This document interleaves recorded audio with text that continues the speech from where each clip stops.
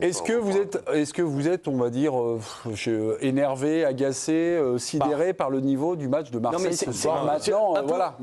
L'agacement, il viendra exactement s'il se protège derrière ça et derrière ce fait de jeu. Parce qu'aujourd'hui, entre les deux équipes, il y a 2 étages. Bref, on me raconte ça comme on veut, il y a 2 étages. Non, ils habitent pas au même. Donc voilà. Donc ça, on va partir de là. Sur le match, tu parles. Oui, sur le match, tout à fait. Mais c'est ce qu'on a vu ce soir et le résultat est immensément logique et ça aurait dû être scellé largement avant. Donc j'ose espérer qu'effectivement, on ne va pas instrumentaliser ça. À mon avis, c'est tentant quand même, parce que ça permettrait de ne pas parler de tas de choses. Or, ce qu'on a vu ce soir, c'est comme édifiant. Je pense que tout le monde a vu qu'il n'y avait pas que ça. C'est un fait très injuste. Mais après, l'ensemble. Mais même s'ils disent ça, les gens les Non, mais il y a le principe de la mémoire. Il y a la mémoire immédiate. C'est-à-dire que c'est la dernière action de jeu. La dernière action qu'on a vue, c'est ça. Non, mais tu vas en parler, forcément. Comme on en a parlé ce soir. Là, on a tenu 20 minutes. On verra avec ça. Et au final, et le pire, c'est qu'au début, quand on a commencé à en parler, je me suis dit, on va parler de l'arbitrage, et au final, on va oublier. Si, ne vous inquiétez pas. On va en parler, bien sûr. On a le temps. Non, on a 2 heures à tuer. Ça fait plaisir. Tu le dis si tu t'ennuies. Mais moi, je suis ravi d'être avec vous. Surtout avec toi, Eric. On est rassurés, continuez de nous régaler, Nicolas.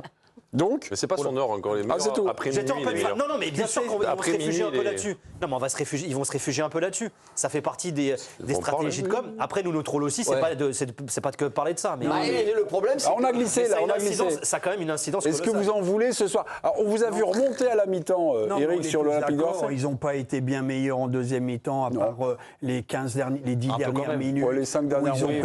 Mais la victoire est logique. Ils sont passés au travers. Cette équipe, elle est illisible. Tu peux te poser des questions sur le management, sur l'entraîneur, sur les joueurs, sur le recrutement. Moi, je suis un peu atterré, quoi. Ce niveau ce soir est quand même malheureusement affligeant. Mais j'ai une théorie. Quand tu es aussi pauvre que ça et que tu peux quand même gagner 1-0, c'est-à-dire gagner en passant par la porte de service, par miracle, alors que ce soir, il y a une question, ils sont peut-être à la cave et c'est terminé. Non, mais là, c'est ça, la dureté quand même. Ils vont se réveiller demain matin, tempête sous un crâne. Je trouve qu'il y a de l'espoir par rapport à ce qu'on a vu aussi sur les autres matchs. Parce que là, c'est vrai qu'on parle que de ce soir. Ça commence à moi, après, je pense, moi, je pense que dans la tête des joueurs, il y a aussi un truc qui peut se passer, c'est-à-dire que tu joues ce match et tu te dis, celui-là, il faut qu'on le gagne parce que derrière, ça va être très dur. Ouais. Donc, l'air de rien, tu te mets une chape. Et moi, je trouve qu'ils se sont lâchés, en fait, quand ils ont été menés. C'est-à-dire qu'ils ont commencé à faire des trucs quand ils se sont menés. Donc je pense que finalement, quand tu vas jouer Newcastle, tu vas te dire perdu pour perdre. Et là, tu vas avoir, j'ose espérer, peut-être que je me trompe, mais tu penses que tu vas avoir un autre OM. C'est-à-dire que là, pour moi, ce soir, ils ne se sont pas lâchés du tout, quoi. Pardon, mais j'ai eu l'impression d'avoir une équipe qui mais après Madrid, ils étaient déjà dans cette situation. Après Madrid, quand ils reçoivent l'Ajax, il y a déjà un peu cette situation. Celui-là, il ne faut pas le perdre parce que le calendrier. Ouais, mais tu sors du Real où je pense qu'ils ont vécu une injustice aussi là-bas. Je sais pas. Tu sors du Real, t'as battu Paris. Oui, on va remettre les choses. Lorient, Real, Paris. Plus une autre victoire, plus après l'Ajax. Oui. Donc là, il y a quelque chose, il y a une dynamique. Non, mais je me dis, on est loin de cette dynamique-là. J'ai l'espoir en me disant, ils vont jouer Newcastle en se disant, plus rien à perdre, et puis qu'ils vont lâcher les chevaux, et on va peut-être retrouver quelque chose qu'on a vu, par exemple, contre l'Ajax. Sur l'Ajax, ils ont quand même pris encore 3-0 chez eux contre Galatasaray ce soir. Ils sont à 4 défaites, ils ont pris des wagons de but. Peut-être que le match contre l'Ajax est trompeur. Non, mais ok, non, mais on sait que vous n'aimez pas l'OM, mais à chaque fois, vous vous ramenez, vous minimisez tout ça. Alors, mais à chaque fois, vous pondérez. J'ai l'impression que vous avez un biais à chaque fois pour l'OM. Moi, j'ai une théorie à vous proposer. Non, mais vous dites ça sérieusement? Bah oui, je dis ça sérieusement. Parce qu'il n'y avait pas pénalty, parce qu'il n'y avait pas machin, parce que Valence, il n'y a pas pénalty. Il n'y a pas pénalty, ça siffle ou ça siffle pas. Il n'y a pas eu pénalty. L'Ajax, c'est un fait. Mais ils ont battu personne. Je vous ai rappelé tout à l'heure qu'ils avaient battu Paris Saint-Germain dans un certain contexte. À chaque fois, c'est dans un certain contexte. À chaque fois, Madrid, t'as aimé ou pas? À Madrid, il faut un vrai. Ah, mais quand même. Voilà. Dis-le, c'est bien de le dire aussi. C'est bien aussi. Mais... Non, mais c'est Madrid. donc Mémé, t'as raison. Mais non, mais c'est Madrid. Ils vont pas arriver les mains en haut du guidon et taper Madrid. Ils ont fait un bon match, c'était encourageant. C'est dommage qu'il ait laissé filer. Mes amis, j'ai une théorie. J'ai un peu aidé.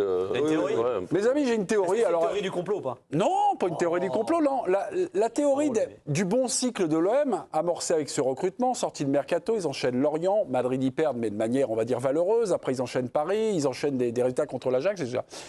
Et puis là, depuis la deuxième mi-temps au Sporting, avec cette exclusion, ça va moins bien. Ils ont enchaîné Lens, une défaite. Et puis après, il y a eu Angers, il y a eu le 2 partout. Nouveau match, on va dire, un peu compliqué avec une victoire au Cerf. Ce soir, match vraiment, au niveau du contenu, nul. Oui. Est-ce que là, la bonne passe de l'OM était liée à un sursaut d'énergie. Avec de l'énergie, avec un truc, avec une grinta. Et ça, cette grinta, là, ils ont un petit coup de pompe. Ils ont un peu plus rien dans les chaussettes. Est-ce qu'ils ont usé un peu ?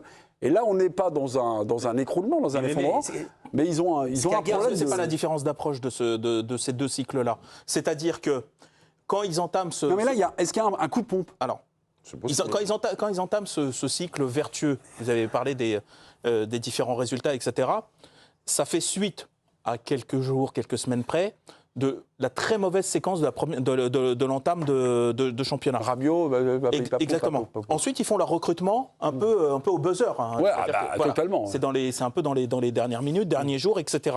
Ils constituent cette équipe pour repartir un petit peu à l'assaut, un petit peu en mode revanchard, parce qu'ils ont raté leur attaque. Commando. Mais à partir du moment où ils ont pris la tête du championnat, qu'ils se sont relancés en Ligue des Champions, d'un seul coup, est-ce que, parce qu'il y a peut-être aussi les commentaires autour de Marseille, peuvent-ils le faire ? Marseille peut-il vraiment challenger Paris sur la saison ? Marseille, finalement, est-ce que, vu ce qu'ils ont mis à l'Ajax, vu leurs premières minutes, leurs 20 premières minutes contre le Sporting, puis l'autre qui te plante, mais dans l'absolu, ils avaient l'air au-dessus, est-ce qu'ils ne sont pas armés quand même pour faire quelque chose ? Est-ce que d'un seul coup, ils passent de position de conquérant revanchard à... Mince, on a un statut. Mais attends, il y a un truc, il y a quand même un élément que dit Aguerd aussi à la fin du match au-delà de la VAR. Et on en revient à ce qu'on disait aussi à la mi-temps. Les blessés. Mais les blessés, les gars, on fait la liste là ou pas ? C'est pas le même Marseille qui a joué face au Real Madrid ce soir, c'est pas les mêmes joueurs, les gars. Il te manque quasiment les 2 tiers de tes défenseurs titulaires, un milieu de terrain, ils sont là, regardez, c'est sur le côté de l'école. C'est sur votre écran, messieurs, c'est juste là. Aguerd, Pavard, Rouli, il y a quoi de problème là ? Là, c'est des titulaires. Mais il te manque tes 2 latéraux, Dave. Non, mais là, il y a 5 remplacements aujourd'hui. Sur les centraux, il manque Balerdi. Ils ont qui sur le banc aujourd'hui ? À part Robinho Vaz à faire rentrer. Sur les centraux, il manque Balerdi. Tes milieux. Medina, il est où ? Medina, il n'est pas là depuis le début de la saison. Mais justement, c'est un vrai problème aussi. Mais depuis le début de la saison, il bricole avec sa défense. Mais leur séquence super bien, ils l'ont faite sans Medina. D'accord, mais c'est Medina, plus un tel. Mais regarde le nombre de joueurs qui manquent. Même Aguerd te le dit. C'est vrai que c'est pas la même équipe. Un mec comme Weah, par exemple, c'est dommageable. C'est de la bien sûr. Mais par contre, toutes les équipes. Donc là, ça tient sur Weah maintenant. Non, mais toutes les équipes en sont là. Pas l'Atalanta en l'occurrence ce soir. Il n'y a pas autant de blessés à l'Atalanta ce soir qu'à Marseille, c'est un fait. Tu parlais de fait tout à l'heure. Moi, je te donne un autre fait. Tu les as à Paris, tu les as au Bayern. Quand ils se relancent, ça agit. Mais ce soir, je face à On va comparer l'effectif de Marseille à Paris-Bayern. On écoute Candice qui a toujours des choses intéressantes à dire. dire. Oui, le chiffre c'est 8 jours absents. Et je ne vais pas dire grand-chose parce qu'il y a Roberto De Zerbi qui entre pour la conférence de presse. On va le prendre en direct. Non, on va pas le prendre en direct là. On va revenir parce que là, si on entend la neige, c'est pas possible. Roberto De Zerbi, tiens, il a parlé aux copains de Bon, on y va en direct. Allez, c'est parti. Allez, Andiamo. Peut-être.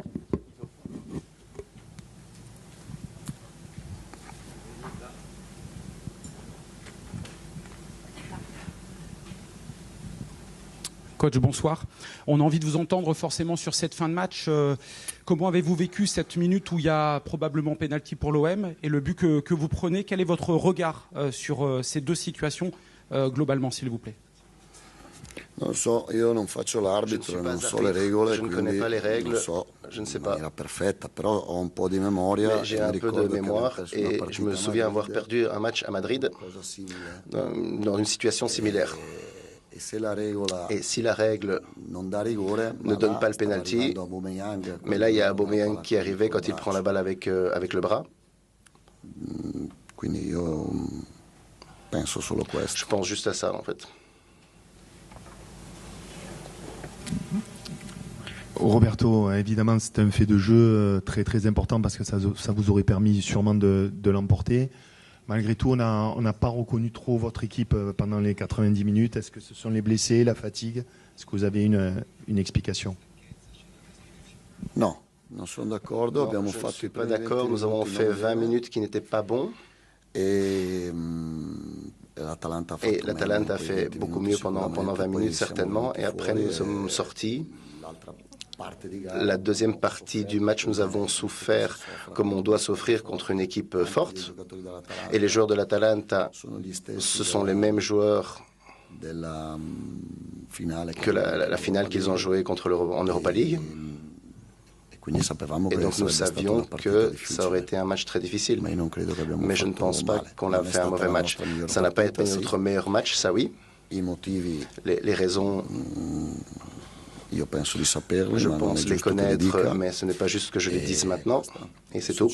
Maintenant, on va se préparer pour Brest. On a perdu 3 matchs en Champions League, tous les 3 compliqués, rocambolesques. Nous ne sommes pas chanceux, parce qu'à Madrid, le penalty pareil, mais les règles sont différentes à Madrid qu'à Marseille.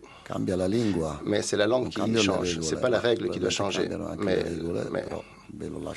ça, c'est à vous de voir. Et à Lisbonne, c'était un autre match où les épisodes nous ont fait perdre, parce qu'à 11 contre 11, on ne perd jamais ce match, et probablement qu'on la gagne. Et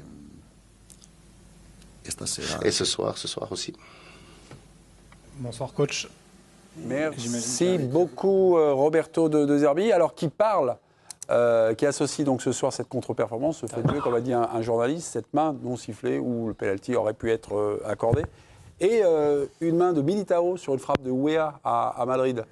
Donc il fait des petits tas, il dit rien, mais il place un climat autour de l'arbitrage. Il constitue les dossiers, quoi. 20 minutes, on a mal joué pendant 20 minutes, c'est ça, à peu près 20 minutes, moi j'ai pas la après parce que j'ai pas la même notion de minutes. Non, ça a continué quasiment toute la première période. Il y a eu une séquence un petit peu en début de deuxième. En début de Attends, on a l'impression que ça allait chercher un peu. Ils ont 3 grosses occasions quand même, minimum Marseille sur le match, on n'oublie pas quand même. Oui, non mais, ils ont le droit d'en avoir, heureusement. Non mais très bien, mais moi je comprends ce qu'il veut dire aussi par là. C'est-à-dire je te dis pas que Marseille a fait un bon match, loin de là.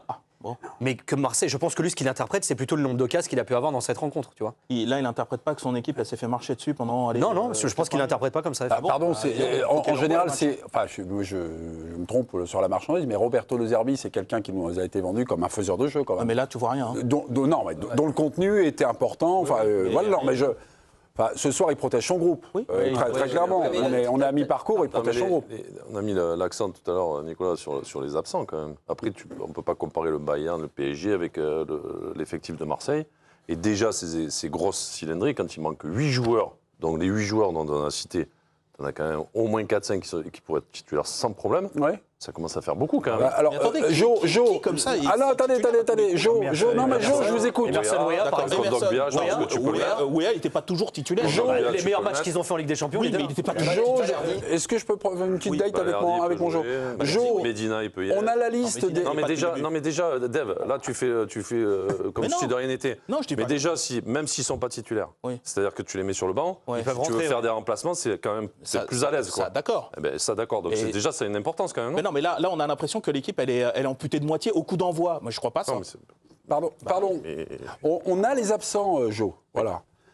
Et là, en fait, vous êtes avec Nicolas en train d'essayer de... Non, c'est pas mal. Oui, mais en train de nous expliquer que par rapport à ce qu'on a vu ou ce qu'on n'a pas vu, c'est une explication. Moi, je trouve qu'il y a une chute. Moi, je trouve qu'il y a une chute de niveau qui est quand même terrible. Non, mais ça fait partie aussi parce que ces joueurs-là ne sont pas là depuis hier, absents. Ils sont absents depuis un moment, donc à force, tu peux aussi, les mecs puisent un peu dans les effectifs, dans l'effectif qu'ils ont, c'est assez réduit. Il y a des joueurs qui ont enchaîné des matchs. Mais après, ça n'explique pas tout. Non, mais c'est une explication. Mais franchement, ta théorie, elle correspond à leur période d'absence, à l'ensemble de ces joueurs-là. Tout à l'heure, tu disais, moi j'ai une théorie, tu parlais du fait que physiquement, l'équipe, elle implosait, mais forcément, tu enchaînes des matchs tous les 3 jours, tu as 5, 6, 7, 8 joueurs Elle n'a pas implosé. Ma théorie, c'est qu'il y avait, on va dire, après ce mercato, on va dire, un supplément d'âme, mais qui était inouï, qui était immense. Mais qui était physique aussi. Et en fait, ça ne peut pas durer pendant 15 matchs. Ça peut pas. Si tu as ces 8 joueurs, ça peut durer. Bah oui. Parce que tu peux faire tourner les mecs, ton équipe ne baisse pas d'un cran. Il en a quand même fait tourner, arrêter. C'est vrai qu'il manque des joueurs, psychologiquement dans le vestiaire. Parce que il a joué tous les derniers matchs. Je pense qu'Aguerd, il joue tous les derniers matchs. Si tu mets Balerdi, parce qu'Aubameyang, il joue pratiquement tous les derniers matchs. Non, mais il y a 2-3 joueurs. Et après, il n'y a plus personne sur le banc. Mais quand même, il a fait tourner, c'est lui qui parle. Pour essayer de mettre tous ses joueurs potentiellement intéressés aux résultats championnat, Coupe d'Europe. Mais même s'il manque la première mi-temps, Bah oui. Elle est tellement nulle mais que les mecs sont pas fatigués quand même. Tu peux faire tourner, t'as le droit à 5 changements. Aujourd'hui, le foot, c'est plus par le prisme du nombre de départ. Il y a trop de justifications. C'est des explications, c'est pas des justifications. Tu joues le match de l'année, t'as 65 000, tu dois montrer de la détermination. Moi, je préfère exploser au bout de 20-25 minutes, des mecs ont décrampé et tout, mais tu peux pas voir ce spectacle la première mi-temps. Il a raison, Eric. Le problème, c'est que c'est pas seulement ce soir. Très franchement, enfin, je veux pas. Je suis absolument pas anti-marseillais, j'ai pas. Mais quand on commence une phrase comme ça, derrière on va attaquer. Que ça mérite qu'on se pose la question de savoir ce que vaut vraiment cette équipe. Très franchement, ils ont eu quelques résultats. Le match à Strasbourg, par exemple, qu'ils vont chercher avec les dents, mais ça peut tourner autrement. Oui, souvenez-vous pour ceux qui étaient là. Il y a des équipes qui se sont fait tartiner, qui étaient des équipes en grande difficulté. Là, ils ont. Alors c'est vrai qu'ils font un bon match à Madrid où ils se font scalper par l'arbitre, mais il se trouve qu'aujourd'hui, en Ligue des Champions, ils n'ont battu que l'équipe classée 36e sur 36. Oui. Ça, je l'invente pas. C'est pas une vue de mon esprit. C'est aujourd'hui, ils en sont strictement là. Et ce soir, c'est médiocre. C'est même médiocre, bien. Donc, j'ai du mal à savoir exactement ce qu'il faut en attendre, en fait. On me fera pas, par exemple, penser que le fait que Rabiot parte est une bonne chose d'une manière ou d'une autre, ou à un moment donné, tu vas le payer. Oui, sorti des résultats. Voilà. Là, nous, ce qui est frappant, indépendamment des résultats qu'on peut expliquer par... c'est la contre-performance. Parce que, quand tu me dis, ils ont battu que l'Ajax. Factuellement, tu as raison. Mais moi, je trouve que leur match en première période contre le Sporting, c'est pas ça, hein. Oui, alors non mais c'est pas ça contre le Sporting, j'ai pensé, mais après, t'as fait de jeu, il joue très bien. T'as fait de jeu, mais t'as un défaut de maîtrise avec ce qu'a fait Emerson. Oui, mais enfin, ça compte dans ce qu'on voit, les gars. C'est un fait de jeu, ça. Mais c'est le fait de jeu qui te fait basculer le match. Mais c'est toujours un fait de jeu, même aujourd'hui, il y a des faits de jeu. Mais non, mais là, aujourd'hui, de manière structurelle, ils se sont fait rouler dessus. C'est pas le cas au Sporting.